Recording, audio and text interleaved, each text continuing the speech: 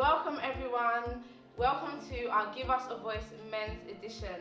Now we're going to join a group of amazing men that are paving the way with Christ's blueprint to have a discussion about some of the things that men face, sharing their testimonies, sharing wisdom and encouragement with each other, bantering with each other, just a genuine brotherhood and a genuine friendship among men. There's so much negative connotation in society. There's so many stigmas that surround men. There's a negative narrative that follows men. There's either deadbeat dads, or they either lost their way in life, or they're in gang culture, or there's so much negativity surrounding men. And we are discussing today some of those topics. We're discussing some of the challenges that men face and how they overcame it, how they came to Christ, how they've been changed, how they've been transformed, how they navigate their way through some of these challenges from youth to adulthood. So won't you join us and enjoy and be blessed as you listen. To kick things off, let's just take things back, way back to childhood. How was your relationships with parents? How was it growing up?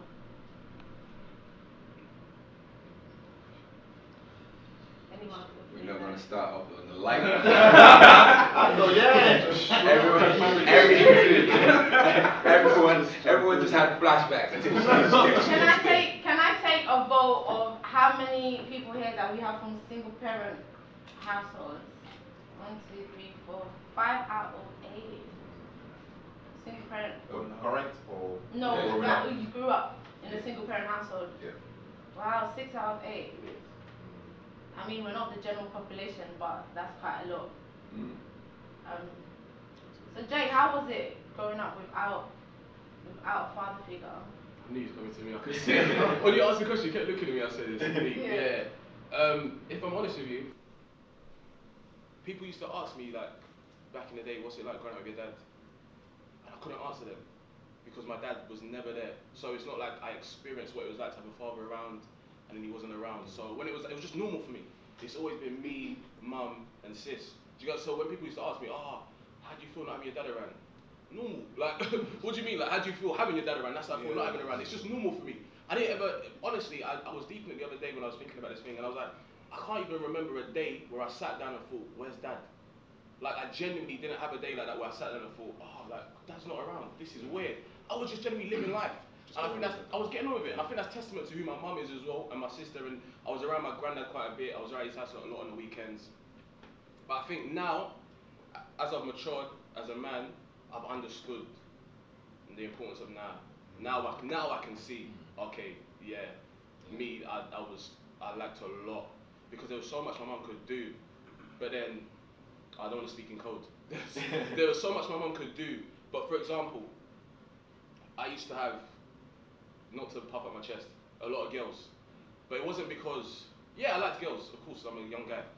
But it was because I was very insecure as a child. And if someone come to me and tell me, you're insecure, I would say, no, I'm not. Like, what are you talking about? I'm very secure in who I am.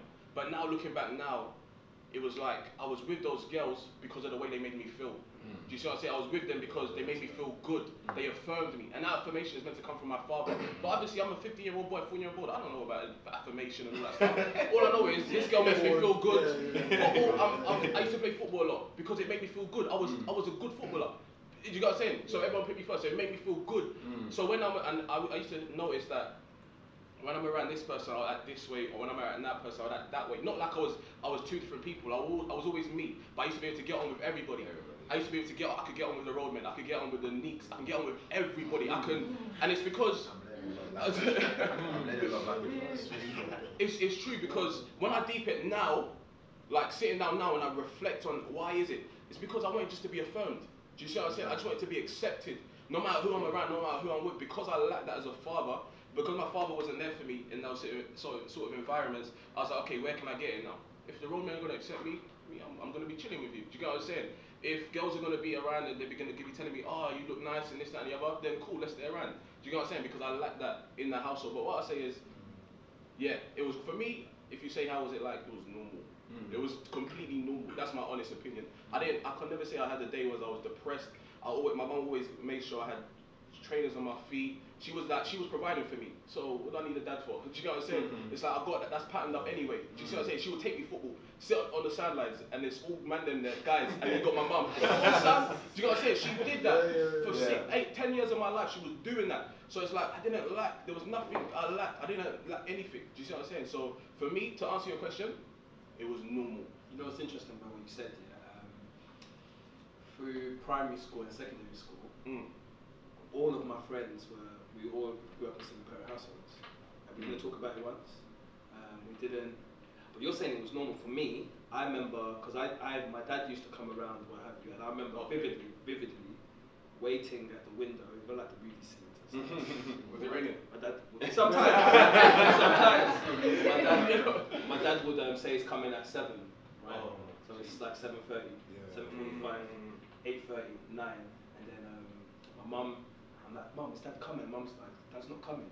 I remember those times vividly, and times growing up, I would want my mum to affirm me like my dad. So I'd be watching things like Cosby Show and stuff like that. You know, you see Happy Family and stuff like that. And I'd look at my family. I'm a twin, so my mum used to favour my brother more so than myself.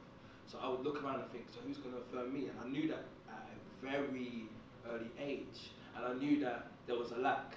So, but the funny thing, God is good in the sense of that He would bring influential people around me who would see the greatness in you, what have you. But then I still rejected it because in me, I wasn't even conscious of this, but in me, I wanted that affirming from my dad or my mum, or like I wanted something from my mum, because after a while I just realised that my dad was quite irresponsible, but I took that as being normal. It's mad, because obviously no one's really talking to me. I'm Ghanaian, so in an African household, my African household, children are more what's the saying? Seen and not heard. So if I ask a question, what happened between? I remember bold enough. I was very bold when I was young. So, Mum, what happened between you and Dad? Shut up, shut up. Real, I'm being. And so, so imagine this, compared to my twin brother, wanted to be affirmed, almost thinking that I can't speak about what's on my mind, and having neglect or rejection as normal. I was a messed up youth, to be honest, and I found solace in girls and solace in like things that I enjoyed. So it's basketball, football, but it's like through a long period. The only time I came into myself was maybe when I was 16, and the reason why that happened is because there was a particular summer holiday. Me and my brother went to live with my dad for the 6 weeks holidays. I just found myself. It was mad. I started. My dad supported Man United, so I supported Man United. Sorry, best team in the world. Can we just say this? Christians are supporting the red devils. Oh, I don't understand. That's why you have to lose. That's That's why you have to lose. When Alex Ferguson, you know, that was the fall. When he left, we saw the truth. You know what I'm saying? Ferguson was the man. Ferguson was the man. Okay. Let's go back to this. Let's forget that side. So yeah, spent time with Dad, learned about shaving, learned how to iron, learn just fundamental. I just watched them, idolized them without me knowing, if that made sense. So I think when I look back, a lot of my friends we lacked that, and even if we had good role models, there's something about having a father that brings that type of, I don't know, like assurance. I have a son, like a 7-year-old, and I have him every other weekend, and every time when he's going home he cries. It messes me up because he's crying because he feels he's not going to see me. He knows he's not going to see me for a long period of time, and my relationship with his mother, it's okay, but it can be better. But he cries because he knows I'm not going to see you for long. So in my head, it's like every time when he's with me, I have to affirm him. I have to spend time with him. I have to know his favourite band. I have to. So at least when he gets to 16 or 17, he would know that, okay, Dad was here. I couldn't say that. I couldn't say that. So yeah, it's quite sad that about close friends, about 8 close friends, all of us had single parent households. You know, when I think about it, I think about how, because mine is similar to yours, because my mum worked hard. She had like 3 jobs, you know, so I didn't even see her most of the time. I remember working paper round as well, so literally it would be drop you at school, go home, eat, and all that kind of stuff. It was the same thing. It was girls, it was raving, it was all that kind of stuff. Like, literally, for me, I think one of the things that was a big thing is learning what to expect. So kind of like yours, it was not outside in the window in the rain or anything like that. Sports days, the parents' evenings and stuff like that. So you know, I learned to expect as much as I respect it now, but at that time I learned not to expect much, and then that affected. And I think for me, one thing that, you know, being in the family at that time was performance. I learned that as long as I perform, the right people, because I play football as well, but I support Arsenal. The truth. The truth. The truth. But from what it's like yours, because one thing I learned is that you don't realize it, because I don't know, you can, when you get whole, you then realize what it means to be empty. That's to realize, oh wow, so that's what depression is, or wow, that's what rejection is. But at the time, it's kind of like, okay, let me fit in, or let me be popular so people can know. But what I realized it was I just need people to affirm me as well. So football, friendships, I could be everything, but underlying, I think a part of it was just performing. And then the issue then is that your performance is what you have in it to keep people's approval. So I found that learning from football and people like, you know, from managers and girls and stuff like that, as long as I performed, then I'll be accepted. And God forbid, like, anyone don't accept me. So I think my experience was slightly different. Well, it's like taking bits from everyone's experiences. So I'm the oldest of 3. My father would come round, but then he'll leave again. So you become accustomed to, we're on eggshells because we don't want to upset him because he's gonna go. And you slowly start to, now obviously in my frame of mind now, you look back and you notice certain patterns that you sort of formed subconsciously.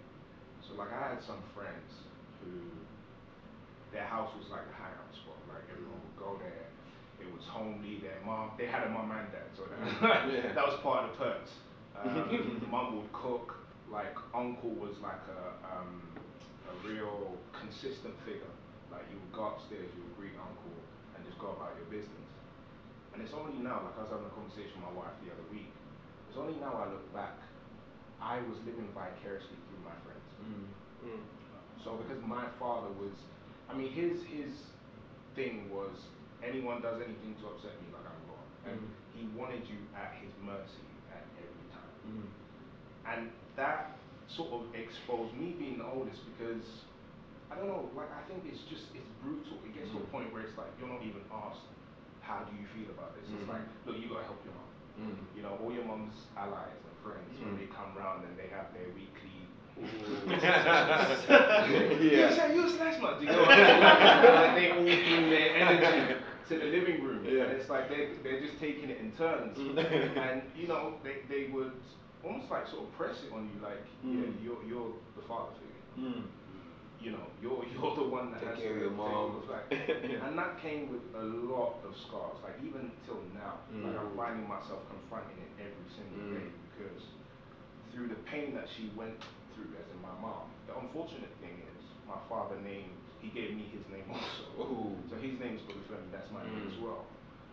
And I went through a season with my mother where she was very, very, very angry, just like your father. You are just like your father. I've heard that many times. I did absolutely nothing wrong, by the way. You know, it was the other week I had a conversation with her and I said, look, I think you've just become accustomed to like lamenting your process with dad, but you never stop to realize that we never got kicked out of school once. I never brought police to your house. I never said I'm struggling with sexual identity. I've not put any of these stigmas on you. I was a virgin when I married my wife. I said, okay, I brought her home. I said, this is who I want to marry. I did everything the right way. But because you're sort of fixated on what you thought you lost. Yeah. You kind of didn't have time to appreciate what. Yeah. You know, and it's gotten to a point now where it's like, all right, I've gone through the whole journey of, I've practically raised my brother and sister, not to blow my own trumpet, but I could call it out. And that is because there's just been this whole journey of, even till now, the energy between my mum and dad is, it's her fault, it's his fault, it's her fault, it's his fault. So that whole responsibility thing is stuck with me. And you find that now I'm even having to father my own dad. Sounds crazy, doesn't it? I mean, I shared that story on Instagram where I only recently found out the truth about what really went wrong with my dad, and his mum got remarried. I don't know what it was like in the town back then in Nigeria. His mum got remarried. Her husband said he didn't want kids, so she had to make a choice between her biological son and the man she wanted to marry. And unfortunately, she chose the man she wanted to marry. So my father had to grow up with his grandmother. Wow. And here we are today. Do you get what I mean? So yeah, Steve. It's man. Like, I'm sat here listening to you guys, and to be fair, man, I'm not sure. I don't know you as well, but dude, well done. And well done to each and every one of you for still standing after all that process, man. It's for me, sorry, not to cut. Yeah. But like what you said, I was even thinking about it the other day. Like, I feel like I didn't get the opportunity to be like a proper son. Like, I didn't have the opportunity, because my mum, even if you ask people, my mum like knows my mum and me and my mum's relationship. She treats me not like I'm a son, but I'm a husband. Do you see what I'm saying? And it's like it's a natural thing. And it's like sometimes I got to sit my mum down and, Mum, I'm not your husband, you know, like I'm your son. Like, you got to give me opportunity to be your son. Do you see what I'm saying? Even when from a young age, so obviously people know that when you're single, you have to like develop quickly. You know what I'm saying? Because my mum's looking at me, I had to be giving my mum money from young. And it's not like I had a problem with it, no. Bro, student loan. But how much is student loan? Okay, so you can give me like, what even know? Mum, fabricate figures. Listen, come on the camera. You got to fabricate that too. You have to pay my thing. It's the truth. Because they're already calculating in your head. Before you got the money, yeah, they're already calculating. You can give me this much. Listen, I have to break it down for mum, like, because it's deep. Because, like what you said, it's like how you deal with situations that's not your fault. Because I feel like I've been given an unfair start at life. Not like, proper, but like in terms of building my future. Do you know what I'm saying? I've got to break it down to my mum, like, Mum, I'm going to get married one day. I need to start saving. I understand you've got this, that, and that to sort out, and I want to help you. It's like you're trying to I want to help my mum, but I want to build my future as well. I'm getting to an age now where I've got to start to think. You know what I'm saying? I can't be 33 and I'm still in your house. Do you get what I'm saying? But, and I don't blame my mum. My mum done a fantastic job. Shout out all the single mums. But I think for them as well, and for us, we obviously have to appreciate them, but they have to understand he's a son. Do you get what I'm saying? And even with me now, I'm in a relationship. That's another politics in itself. That's another politics, because it's in terms of it's real talk. I'll buy my partner a gift. In my mum's mind. Virgin needs to be paid. This needs to be paid. But Mum, I gave you £20 last week. Yeah, but still, but it's not. It's my mum is thinking that's my son, and it's like that ownership title over you. They feel like they own you. Like, this is my son. This is my everything. He can be your husband, but he's my son. One thing I'll say is, because for a long period of time, especially for all of us who've probably grown up in that single kind of, where it's been mum and not the father being around, you filled that void for such a long period of time. You've been the man of the house, you've been the son, you've been everything. I remember when I was growing up, and my father, it's not even that he left, we had to leave, we had to literally run away. I was told from the jump, I'm talking like 7, 8, 9, like, Tim, you're the man of the house. Like, I remember one time, we were probably like 13, 14, my mum said to me, Tim, we got no food, we got no money.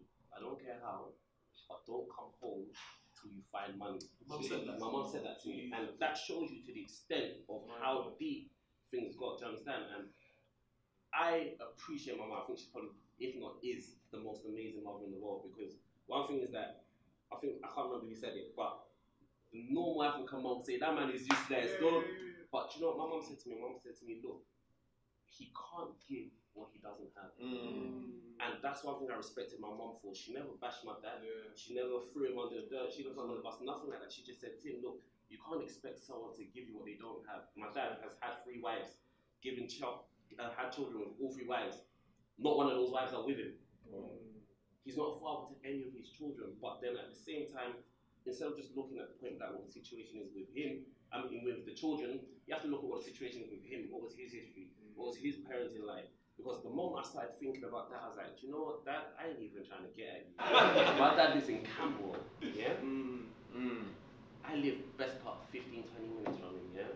Till this day, I don't see him. I don't speak to him. I think this year was the first year in like 15, 20 years that we communicate via text, wishing each other happy Father's Day, da da da da da. When I read that, I'm not even emotional like that. When I read that text, I was like, It does something to you. I don't even know how I feel. Do you understand what I'm saying? That's the realest. I don't even know how I feel.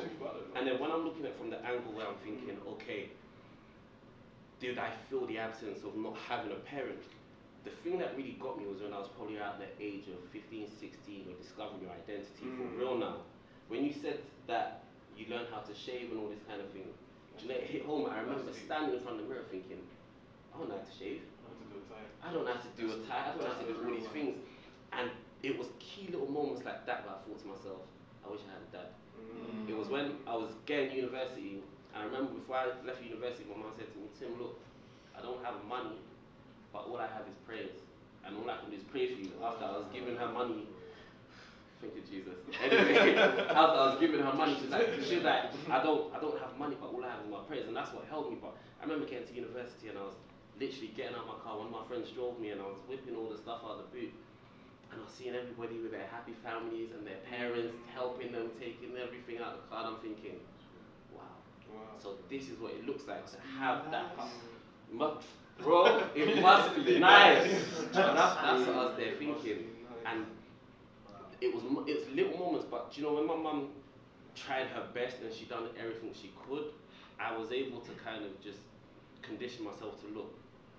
This is the way it is. Not everybody can have it. The same struggle that I'm going through, somebody's probably going something totally different, and I'm probably on the better side of that coin. So I think it varies from person to person. I just thank God that I had a mother who was strong enough to put me in the right frame of mind, and she was never like, no, you can't go and see your dad. She pushed it and encouraged it. If anything, he's the one that was like, I ain't got nothing to do with you, your mom's the weird child.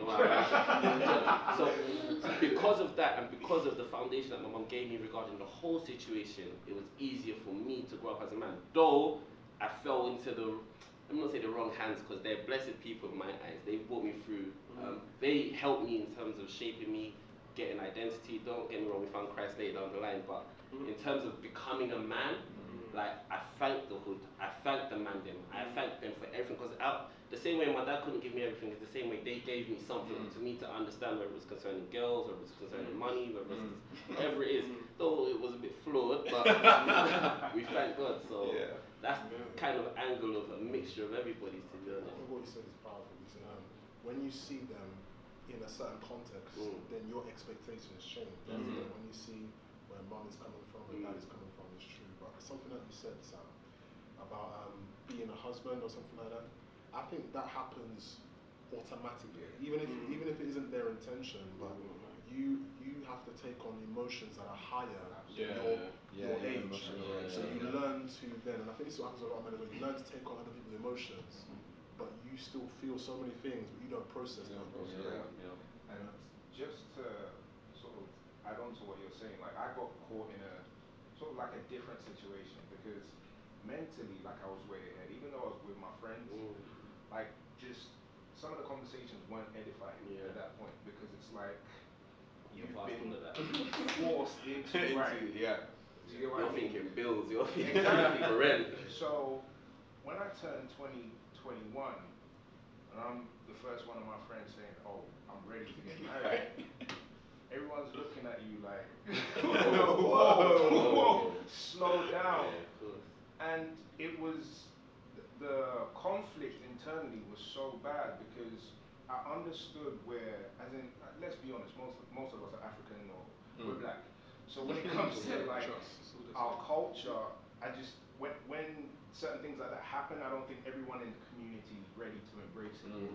So when, you know, my mom was even trying to sugarcoat it, like, okay, so we're not gonna say you're getting married. I'm like, look, I've done nothing wrong. Like, have faith in the God that you pray to. Like, I'm coming to you saying, this is my, I've preserved myself for this person. Like, there's no shame in that, but I did understand, there was empathy, like, from where she was coming from, because I think she was looking at it from a perspective of, like, people were gonna judge her, etc., etc., etc. So I kind of found that tricky in terms of, like, what you were saying, like, naturally becoming the husband, you've grown mentally to a certain point, and it's like you sort of exceeded where your friends are at. Do you get what I mean? And then you become the first of your kind, and it's not always looked at as a good thing, unfortunately. Can I also just point something out? It's not only that you've exceeded where you are at in terms of your friends, you've also exceeded where you are at in terms of your lineage. Do you get what I'm saying? Like, it's so easy that people don't understand, like, how to deal. They can deal with you walking away. They can deal with, obviously I haven't shared my story yet, so you guys probably don't necessarily. But from everything that you guys are saying, it feels like you are kind of like a new breed or an evolution of the men in your household. So some people might not understand, okay, how do I relate with Sam, who is 21 and wants to get married? What does that look like? At 21, at your age, I was still looking for the girl down the road. Do you get what I'm saying? So, you know, and again, I think I'm going to be the cheerleader today. Well done to each and every one of you, because it seems that you guys have gone through everything that you or are still battling certain things without kind of entrapping some of the people that have contributed to some of the things that you didn't have. Do you get what I'm saying? And I think that's a credit to you, because again, and that gives you freedom to become a better person and to reach the fullness of what God has in store for you guys. So yeah, well done, man. I got married at 26, divorced by 28.